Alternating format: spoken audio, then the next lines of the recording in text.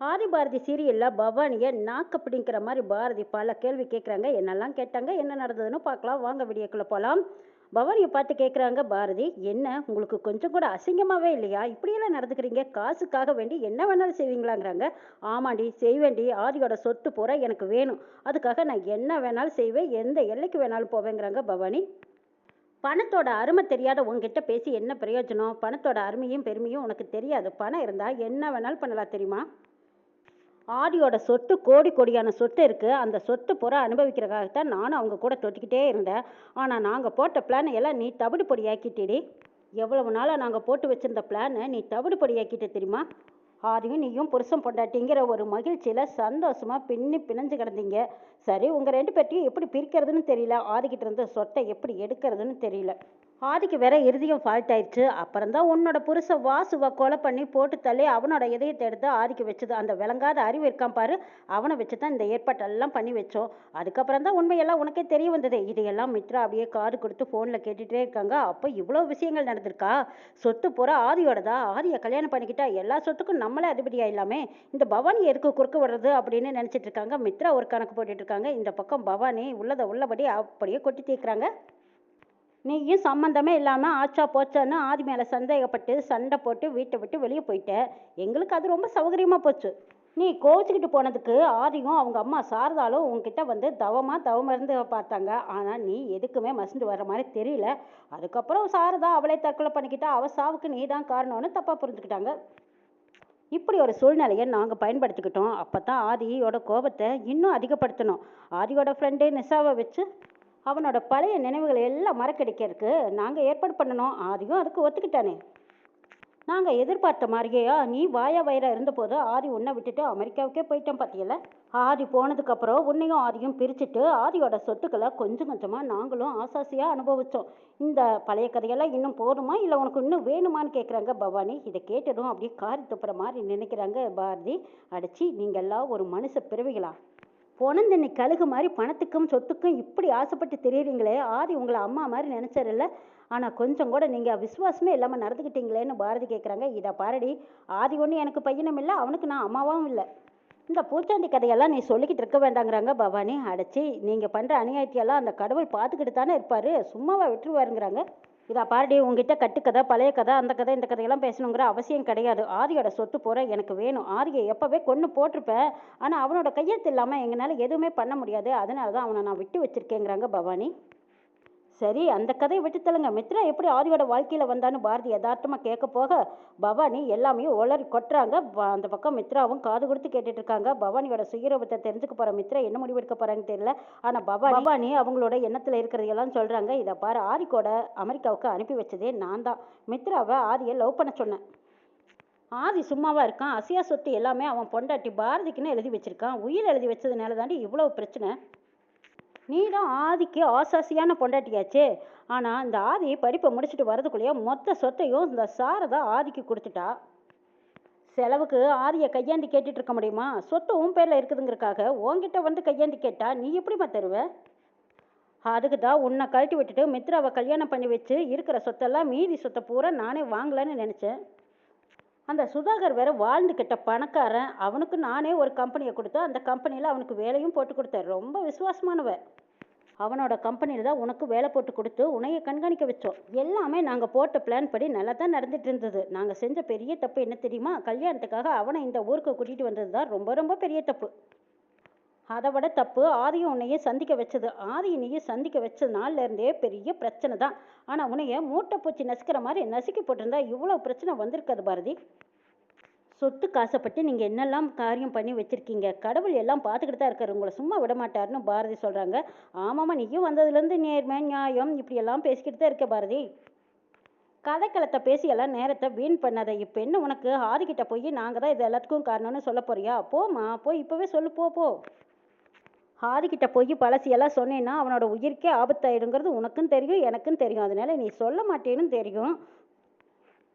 அதையும் மீறி அப்படியே ஆதிக்கிட்ட போய் உண்மையை சொன்னேனாலும் உனக்கு ஆதிக்கும் பெரிய பிரச்சனை ஓடிட்டு இருக்கும். அதாவது தொலைஞ்சு போன பக்கங்களை தானே ஆதி தேடிக்கிட்டு இருக்கான். ஆதிக்கிட்ட இந்த உண்மையெல்லாம் நீ சொன்னீன்னா ஆதிக்கிட்ட முக்கியமான ஒரு உண்மையை சொல்லுவேன். அதாவது சாரதா எதனால் செத்தா அப்படிங்கிற விஷயத்த சொன்னாவே போதும். அது உன்னால தான் செத்தான்னு ஆதிக்கு மட்டும் தெரிஞ்சது. அம்மா சாவுக்கு நீ தான் காரணம்னு தெரிஞ்சா உன்னை ஒட்டு மொத்தமாக வெறுப்பான். இப்போவும் நீ தான் காரணமாக இருக்கே பாரதி. இதை பாருங்க மேடம், உண்மைக்கு என்றைக்குமே ஓய்வு கிடையாது. பொய்யை 100 தடவை சொல்லி அழுத்தமாக சொல்லிக்கிட்டே இருந்தீங்கனாலும் உண்மை ஓரமாக நின்று ஒப்பாரி வைக்குமா. அந்த மாதிரி நீங்கள் கதை சொல்லிக்கிட்டு இருக்கீங்கன்னு பாரதி அப்படி துணிச்சலாக பேசிகிட்டு இருக்காங்க. பவானி, எங்கள் காதல் சாட்சியை சொல்கிறேன், ஆதி என் கழுத்தில் கட்டின தாலி சாட்சியாகவும் சொல்கிறேன். அது இன்னும் என் கழுத்தில் ஸ்ட்ராங்காக தான் இருக்குது. வான சாட்சியா, பூமி சாட்சியா, முக்கோடி தேவர்கள் சாட்சியா, நாங்கள் காதலிச்ச எங்கள் காதல் சாட்சியா, எங்களை யாராலும் பிரிக்க முடியாது. உண்மைக்கு என்றைக்குமே உணர்வுகள் உண்டு. அதை நீ புரிஞ்சுக்கோ பவானி. பாரதி பவானின்னு சொன்னதுக்கு அவ்வளவு கோவப்படுறாங்க. அடடா, இவ்வளவு கோவம் ஆகாது, பிபி ஏறிடும், கொஞ்சம் அமைதியாக சாதுவாக இருங்க. இன்னும் நடக்க போகிறதையெல்லாம் நீங்கள் வேடிக்கை பார்த்தா ஹார்ட் அட்டாக்கே வந்துடும் போல இருக்கே அப்படின்னு பாரதி சொல்லவும், இங்கே பாரு, என்னை பவானி பவானின்னு பேர் சொல்லி கூப்பிட்ட, இனி அதுக்கப்புறம் என்ன பண்ணுவேன்னு எனக்கே தெரியாதுங்கிறாங்க பவானி. அடடா, அப்படியா? ஏண்டி பவானி, பேர் சொன்னதுக்கே வானத்துக்கும் பூமிக்கும் குடிக்கிறியே, நீ போய் அம்மாவா நின்று கூட ஆதிக்கிட்ட போய் சொத்தை கொடுன்னு பிச்சையாக கேட்டிருந்தா கூட அவர் எப்போவே தூக்கி போட்டிருப்பாரு. ஒரு அம்மா பெத்த பிள்ளைக்கு செய்யக்கூடாத துரோகம், அந்த மாதிரி தான் நீ ஆதிக்கு எவ்வளோ பெரிய துரோகம் பண்ணிக்கிட்டு இருக்க. ஆதிக்கிட்ட நீ போய் உண்மையை சொன்னால் எனக்கும் ஆதிக்கும் பிரச்சனை சண்டை எல்லாம் வருந்தான். ஆனால் அதனாலையெல்லாம் எனக்கு எந்த பிரச்சனையும் கிடையாது, நீ போய் சொல்லிக்கோ. யாரோ ஒருத்தியா என்னை பார்த்துட்டு இருக்காரு, இனிமேல் பொண்டாட்டியாக பார்த்து சண்டை போடுறதுல எனக்கும் சந்தோஷமாக தான் இருக்குது. ஆனால் ஆதிக்கு உண்மை தெரியக்கூடாதுங்கிறதுக்கு காரணம் என்ன தெரியுமா? அவரோட உயிரோடு இருக்கணுங்கிறது தான். அவரோட உயிருக்கு எந்த ஆபத்து வரக்கூடாதுன்னு தான் நான் இந்த உண்மையை சொல்லாமல் வச்சுருக்கேங்கிறாங்க பாரதி. நான் சொல்கிறத நல்லா கேட்டுக்கோ. அந்த கேடு கட்ட மித்ராவை ஆதிக்கு கல்யாணம் பண்ணி வைக்கலான்னு மட்டும் கனவு கண்டாத. ஆதியோட பொண்டாட்டியாக நான் தான் இந்த வீட்டுக்குள்ளே வந்து பழைய வாழ்க்கையை தொடங்க போகிறேன். இதே பூஜை ரூமில் வந்து என் கையால் நான் விளக்கேற்ற போகிறேன். நீங்கள்லாம் யார், எப்படிப்பட்டவங்கன்னு ஆதிக்கிட்ட நிரூபித்து ஆதி கையாலேயே உங்கள் எல்லாத்தோட கழுத்தை பிடிச்சி வெளியே தள்ளி நீங்கள் எல்லாம் வெளியே போங்கன்னு அவர் கையாலேயே விரட்டி விடலைன்னா என் பேரை மாற்றிக்கிறேன். இது சத்தியம்னு சத்தியம் பண்ணுறாங்க பாரதி. பவானி ஏகாம்பரத்தை கூப்பிட்டு இந்த விளையாட்டை பார்த்தீங்களா? பாரதி எவ்வளோ அழகா நம்மளுக்கு எதிராக நின்று சவால் விடுறா பார்த்தீங்களா? இவ பக்கம் எல்லாமே சரிகளாக இருக்குது. பாரதி, உன் பக்கம் எல்லாமே வீக்காக இருக்குது. அப்படி இருக்கும்போது நீ விட்ட சவாலில் ஜெயிக்க போவேன்னு நினைக்கிறேன். என்னோட பலம் தெரியாமல் பேசிகிட்டு இருக்க அப்படின்னு பவானி ஏதோ வீரவசனம் பேசிகிட்டு இருக்கும்போது அப்போ பாரதி சொல்கிறாங்க, இதை பாரு, உன்னோட பலம் என்ன பலவீனம் என்னங்கிறதெல்லாம் நான் தெரிஞ்சுக்க வேண்டிய அவசியம் இல்லை. என் பக்கம் கடவுள் துணை இருக்காரு, கண்டிப்பாக நான் ஜெயிப்பேங்கிறாங்க. இதே வீட்டுக்குள்ளே ஆதியை கூட்டிகிட்டு வந்து நான் வாழ்ந்து காட்டுவேங்கிறாங்க பாரதி. ஓஹோ, அப்படியா அப்படின்னு சொல்லிட்டு பவானி போனதும் 1 ரூபா காசு எடுத்துகிட்டு வந்து, இதை பாரு, நீ என்னை புரிஞ்சுக்கவே மாட்டேங்கிறிய பாரதி. மித்ராவை ஆதிக்கு கல்யாணம் பண்ணி வச்சு ஆதியை போட்டு தள்ளிட்டு இந்த கையில் வச்சுருக்கேனே 1 ரூபா, அதை வச்சு நான் அவனை ஊர்வலமாக கூட்டிகிட்டு போகிறேன் பாரு.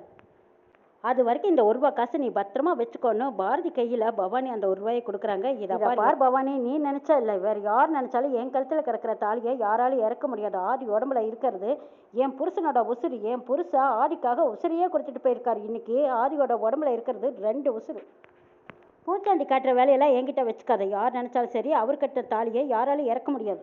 என் புருஷன் வாசுவோட இதயம் இன்னும் ஆதியோட உடம்புல துடிச்சிட்டு இருக்கு. அது நீ அழிக்கணும்னு நினைச்சால அது உன்னால எதுவும் செய்ய முடியாது. நீ கொடுத்த இந்த 1 ரூபாயை வச்சுக்கிட்டு 100 நாளையில என் புருஷன் ஆதியை இதே கம்பெனியில் சிஓவா உட்கார வைக்கிறேன். ஆதியோட பொண்டாட்டியா திரும்ப இந்த வீட்டுக்குள்ள நான் வாழ்ந்து காட்டுறேன்னு சவால் விடுறாங்க பாரதி. இதை பார் பவானி, இப்போ கூட உனக்கு சான்ஸ் இருக்குது. உன் புருஷனை கூட்டிக்கிட்டு கண்காணாத இடத்துல எங்கேயாவது போயிரு, இல்லைன்னா அசிங்கப்பட்டு அவமானப்பட்டு நிற்ப. அதை நானும் பார்க்க வேண்டியதாக இருக்கும். நீ இங்கே இருக்கிறத விட வெளியில் ஓடிட்டினா உனக்கு நல்லதுன்னு சொல்லிட்டு பாரதி போகிறாங்க. அதுக்கப்புறம் பவானிக்கு வந்ததே கோபம். அங்கே இருந்த பொருள்கள் எல்லாம் எடுத்து போட்டு உடச்சிக்கிட்டு இருக்காங்க. பார்த்தீங்களா, என்னெல்லாம் என்கிட்ட சவால் விட்டுட்டு போகிறா பாருங்க. எனக்கு கேட்க ஆத்திரம் கோபமாக வருதுங்கிறாங்க பவானி. பவானி மித்ரா கிட்ட பாத்தியா, நாய் மாதிரி மோப்பம் பிடிச்சி வந்து எல்லா உண்மையும் தெரிஞ்சுக்கிட்டா அவளை சும்மா விடக்கூடாது. 100 நாளுக்குள்ளே என்னை போட விட்டுறேன்னு சொல்லிட்டு சவால் வேற விட்டுட்டு போகிறா மித்ரா. நீ சொன்ன மாதிரி தான் இருக்கா, ஆனால் திருவா நேரம் அங்கே தானே வருவா. ஹாரிக்கிட்ட ஏதாவது சொல்கிறாளான்னு மோப்பம் பிடி. மேடம், அவள் எங்கள் வீட்லேயே உட்காந்துக்கிட்டு என் கண்ணிலேயே விரல விட்டு ஆட்டுன்னு விளாச்சேங்கிறாங்க மித்ரா. ஆமாம்மா, இங்கே பாரு, பவானியை பற்றியா அவளுக்கு சரியாக தெரியாது மித்ரா. ஆனால் பாரதி லேஸ்பட்டவ கிடையாது, ஜாக்கிரதையா இரு. பாரதி என் காலில் சலங்கையை கட்டி விட்டுருக்கா, நான் சும்மா ஆட மாட்டேன். இன்னும் பாரு, என்னோட ஆட்டத்தை அவள் பார்த்து பயந்து ஓடி ஒதுங்கணும் அப்படிங்கிறாங்க பவானி. சரி நீங்கள் போன வைங்க, நான் பார்த்துக்கிறேங்கிறாங்க மித்ரா. எந்த விஷயம் பாரதிக்கு தெரியக்கூடாதுன்னு நினச்சேனோ அது எல்லாம் தெரிஞ்சுக்கிட்டு இப்போ நேராக வீட்டுக்கு வர போகிறேன். நான் எப்படி சமாளித்து என்ன பண்ணுவேன்னு தெரியலையேன்னு மித்ரா பதறத்துல இருக்காங்க. இங்கே ஆதி யோசிச்சுட்டே இருக்காங்க. பாரதி தெரிஞ்ச உண்மைகளை என்கிட்ட சொன்னால் எவ்வளவு நல்லா இருக்கும், ஏன் சொல்லாமல் மறுக்கிறாங்கன்னு யோசிக்கிறாங்க. வெறும் அவன் கையில் வச்சிருந்த செல்ஃபோனை யாரோ எடுக்கிற மாதிரி வீசி போட்டான். அந்த செல்ஃபோன் மட்டும் என் கைக்கு கிடச்சிருந்தா அதுக்கு பின்னாடி இருக்கிறது யாருன்னு கண்டுபிடிச்சிருக்கலான்னு யோசிச்சுட்டு இருக்காங்க ஆதி. இந்த பக்கம் மித்ரா அடிச்சு பிடிச்சு ஓடி வராங்க. அதை பார்த்ததும் செவுத்துல முட்டி மோதி வரதை பார்த்த சுதாகர், என்ன மித்ரா பார்த்து வரலாமல, ஏன் இப்படி தலைதறிக்க ஓடி வரேங்கிறாங்க. இல்லை பாரதி எல்லா உண்மையும் தெரிஞ்சுக்கிட்டு இப்போ நம்ம வீட்டுக்கு வந்துட்டு இருக்கா, இன்னும் என்னெல்லாம் பிரச்சனையை ஆரம்பிக்க போகிறாலோ தெரியலையேங்கிறாங்க. அப்படியா, பாரதிக்கு எல்லாம் உண்மையும் தெரிஞ்சு போச்சான்னு சுதாகர் பதட்டப்படுறாங்க. ஆமாண்ணா, எப்படி சமாளிக்க போகிறோன்னு தெரியலையேன்னு 2 பேரும் பதட்டத்தோடு இருக்காங்க. பாரதி வீட்டுக்கு வந்து எதுவுமே தெரியாத மாதிரி இருக்காங்க. அப்போ தான் போனதும் அவங்க கல்யாண புடவையை கட்டிக்கிட்டு பாட்டிக்கிட்ட, நான் கோயிலுக்கு போகிறேன், நான் நினச்ச ஆசைகளெல்லாம் நடக்குமா நடக்காதான்னு தெரியலைங்கிறாங்க. அடே அப்பா, ஆசையாக கல்யாண புடவையை கட்டிக்கிட்டேன்னு வேற சொல்கிறேன், உன்னோட ஆசைகள் நடக்குமா நடக்காதான்னு வேற சொல்கிறேன், உன்னோட ஆசை அப்படி என்னதான் ஆசை சொல்லு அப்படின்னு கேட்குறாங்க பாட்டி. ஆதி காலில் விழுந்து ஆசீர்வாதம் வாங்கிட்டு அவர் கையால் என் தாலியில் குங்குமம் வச்சுக்கணும்னு ஆசையாக இருக்குன்னு ஆசையை சொல்கிறாங்க. இதெல்லாம் ஒண்டி கேட்டுட்டு இருக்காங்க மித்ரா. பாரதியோட ஆசையை கேட்டுட்டு பாட்டி சொல்கிறாங்க, பாரதி நீயா இப்படி பேசுகிற, அடே அப்பா நீ சொல்கிறத கேட்குறக்கு எனக்கு இன்னும் எவ்வளோ ஆர்வமாக இருக்குது தெரியுமா, கண்டிப்பாக உன்னோட ஆசை நிறைவேறும். ஆதிக்கிட்ட போய் கேட்டால் அவர் என்ன குங்குமம் வச்சு விட மாட்டேன்னு சொல்கிறாரு அப்படிங்கிறாங்க. அது எப்படி நான் போய் அவர் கையால் தாலியில் போய் குங்குமம் வாங்கிக்க முடியுங்கிறாங்க. அப்போ தான் குட்டீஸுங்க 2 பேரும் ஒரு விளையாட்டு வச்சுருக்காங்க. ஆமாம், உங்கள் ஆசையை நாங்கள் இப்போவே நிறைவேற்றுறோம் பாருங்கன்னு சொல்லிட்டு தமிழ் ஆதித்யா 2 பேருமா போய் ஆதிக்கிட்ட ஒரு விஷயத்த சொல்கிறாங்க. இதை கேட்ட ஆதியும் ரொம்ப சந்தோஷத்தோட, சரி வாங்க கோயிலுக்கு போகலாம் அப்படின்னு பாரதி தமிழ் ஆதித்யா 4 பேருமா சேர்ந்து குடும்பத்தோட கோயிலுக்கு போகிறாங்க. இதையெல்லாம் பார்த்துட்டு இருந்தா மித்ரா அப்படியே வயிறறிஞ்சு நிற்கிறாங்க. அது மட்டுமா, பவானிக்கு உடனே ஃபோன் பண்ணி இந்த விஷயத்த சொல்கிறாங்க. பவானி வேறு மாதிரி ஒரு தந்திரம் பண்ணுறாங்க. இவங்க வீட்டுக்கு திரும்பி போகக்கூடாதுங்கிற ஒரு எண்ணத்தில் இருக்காங்க. ஆனாலும் இதையெல்லாம் தாண்டி அந்த கடவுள் சக்தியால் ஆதி பாரதியோட காதல் எப்படி ஜெயிக்க போகுது, பாரதி விட்ட சவாலில் ஜெயிச்சு பவானியோட முகத்தெரிய ஆதிக்கு முன்னாடி கிழிச்சு பவானியை ஓட ஓட எப்படி விரட்ட போகிறாங்கன்னு நாளை எபிசோடில் பார்க்கலாம்.